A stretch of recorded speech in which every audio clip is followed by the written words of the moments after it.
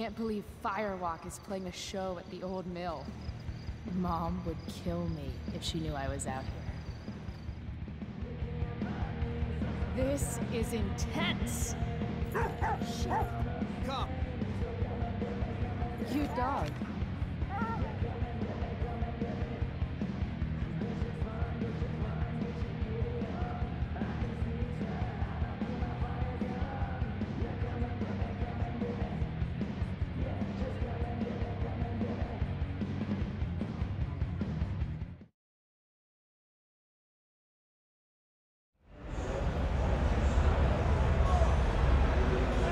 What? All right, we're live. Oh, hey. We're live. It's happening. Welcome back. We are here with our guy from Life is Strange 2, or I'm sorry, not Life is Strange 2, but the prequel. Before the Storm. Before the Storm. Life is Strange Before the Storm. My name is Chris Floyd. I'm the co-game director at Deck 9 Games. Great, and we're joined by David from Shacknews as well. Yeah, thanks for having me here. Yeah, oh, man, no, thanks for joining being us. You know, I love Life is Strange. I played it a lot back in 2016. I had a friend show me the game. We were at the scene with the trailer and the dog, and me not being familiar with the controls, I accidentally threw the bone in the street and the dog died. I'm like, oh my god, what did I just do? And I mean, I fell in love with the game because it's just so open-ended. There's so many possibilities. Well, and that is something we really want to capture as well in Life is Strange Before the Storm. Yeah. Choices and consequences are so important. So tell us about this Before the Storm. Yeah, well, it's going to be 3-episode long series. It takes place 3 years before the events of the previous game. Right. And the vital statistics are it's going to be out on the first episode on August 31st on Xbox One, PlayStation 4, and PC. Okay. So I've been kind of curious. I know that the first Life is Strange was 5 episodes, and this one is 3. What kind of structural changes and pacing does going from 5 episodes to 3 bring about for you as storytellers? Well, it was really up to us when we were designing our story how long we wanted it to be. Mm-hmm. And so really what we did, we just started with the story we wanted to tell. And how long did that need to be to get that story across and hit all the beats we wanted? And that turned out to be 3 episodes. I think of it a little bit like in the days of digital television, Netflix, and whatnot.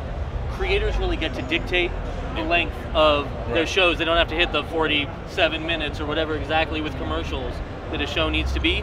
They give it the exact amount of time it needs. 3 episodes is what we need. That's excellent. That's excellent. Chloe is, I believe, 16 in this one. That's right. And that's right. The first Life is Strange, I like that it focused on kind of a slice of the college experience. But now 16, are we going to see a lot of like teen drama, high school drama? I mean, what can we expect for her for this stage of her life? Yeah, that's right. We're picking up with Chloe when she's 16. Her father died just a couple years before in a terrible accident. Tragic. Her best friend Max, who we know from the first game, she's left. She's in Seattle. She's left Chloe behind, and she's burning bridges at school, at home. Her mom is maybe moving on with a new boyfriend. Chloe really feels alone against the whole world. That's not teenage drama. I don't know what is. So that's where we pick up. But our story is really about something we think everybody can identify with. That moment in your life when a certain someone comes into your life and just changes everything. Right. So for Chloe in our story, that's Rachel Ann. Right. So the first game, it had a lot of very high risk, high reward choices, right? Can we expect to see a lot of that coming back?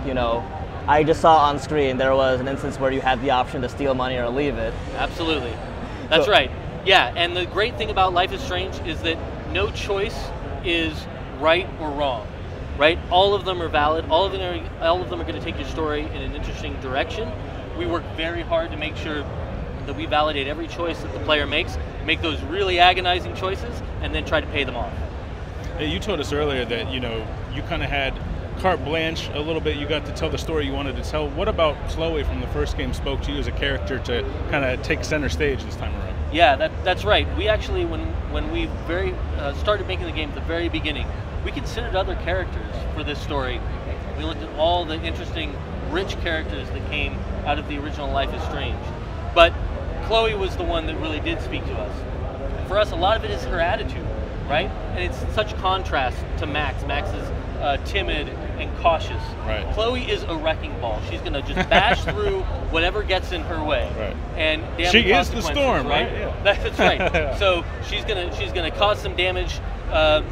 There's gonna be some serious consequences, and she's just gonna have that attitude that we just felt that playing that kind of character, some rough edges, was just really intriguing. You guys paid really close attention to the aesthetic of this game. You know, it looks very familiar, but at the same time it looks really fresh. What direction were you going with the art in this game?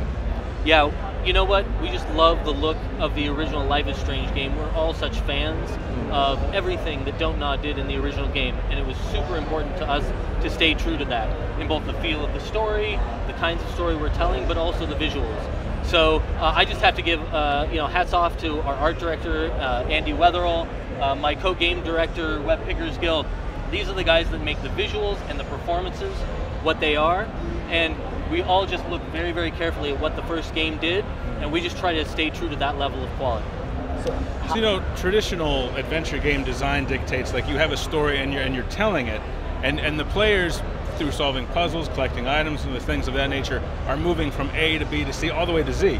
But Life is Strange, at least the first one, was all about changing things up. Like Rakib's anecdote with the dog. He's like, what did I just do? That shouldn't be allowed to happen.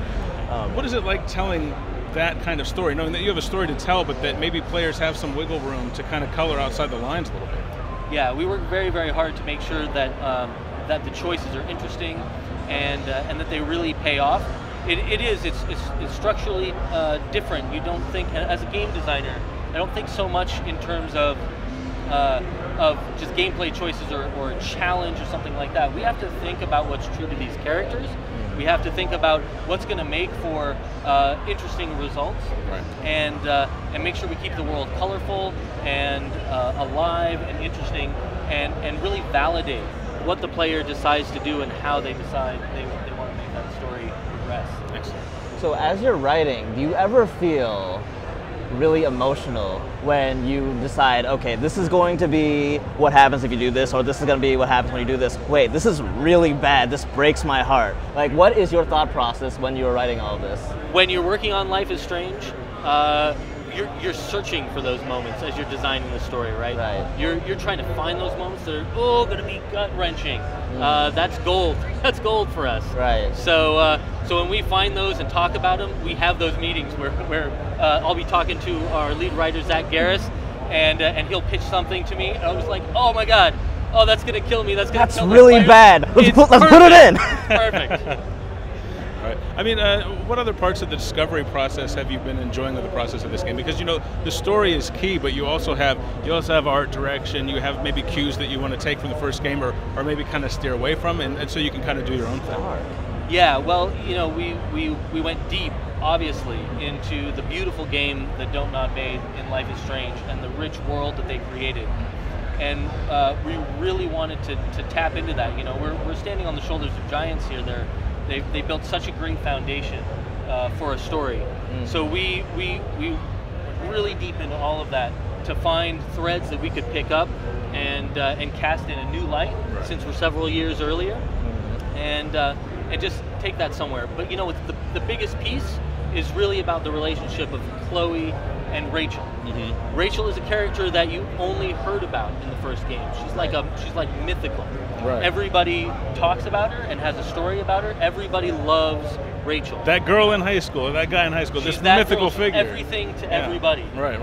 Well, now we get to meet her in person. We get to see Chloe's relationship blossom with her, and we get to see really what she means to Chloe, and a little bit more of who she truly is. It's going to be magical.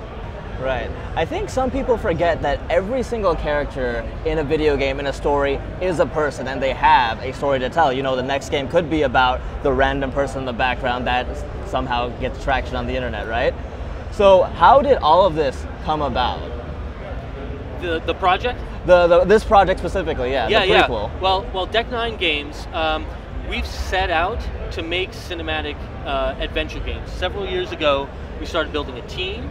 We brought in storytellers from both, from video games, also from film and television, real expert storytellers.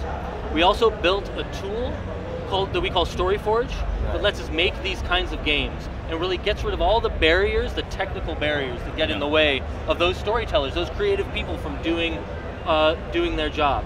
Right. So this was where we were setting out. Of course, we were huge fans of Life is Strange from playing it, but we wanted to play the next Life is Strange game. We didn't really imagine that we get the opportunity to make the next one until Square came to us, saw what we could do, and offered us the job. So I feel like, whenever you talk about a prequel, be it a book, a movie, a video game, I think one of the problems is, as a fan, I know what's coming next. So do you find that you still have enough wiggle room to say, like, well, this is our story, we don't have to, be dogmatic in our adherence to the first game? Right.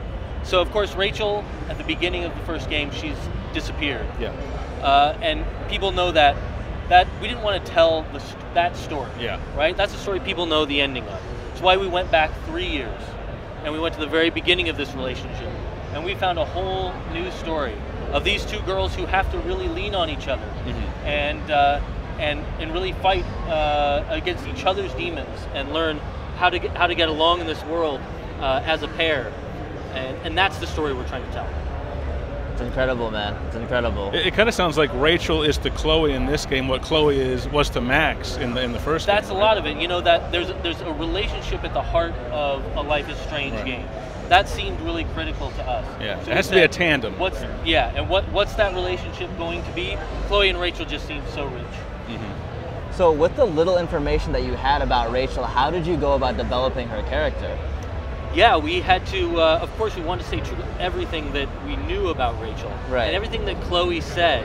But of course, Chloe comes from a particular perspective. She has her story. Everybody has a different perspective on Rachel. You learn a lot of secrets about her over the course of the first game. Right. Some very interesting, sometimes dark secrets about her. We needed to stay true to that. Right. So we did. We looked at all of that, but then we said, where's this story going? And really, what does Chloe need, and what is Rachel providing?